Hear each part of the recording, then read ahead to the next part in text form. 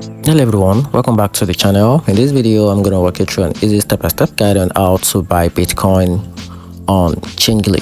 So here's a simple step and a simple trick on how you can easily buy your Bitcoin on Changelly. So for you to be able to buy, you guys open the Changelly app or visit the Changelly website. So tap the buy button on the home page, then select the Bitcoin, which is the BTC option as the crypto you want to buy. Then choose your payment currency, for example USD, Euro or GBP.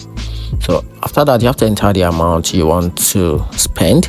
So tap the exchange now or continue, then paste in your Bitcoin wallet address from the wallet or the exchange.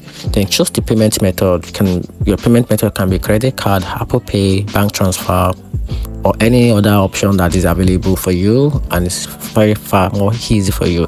So once you've done that with that, you have to complete the ID verification if prompted, then review the details, then tap the confirm, then buy now, then wait for transaction to be processed. Then Bitcoin will arrive in your wallet in a few minutes. And here's a safety tip or a safety reminder: always use your own verified wallet address and ensure you are on the official Changelly website or the app before entering the payment details.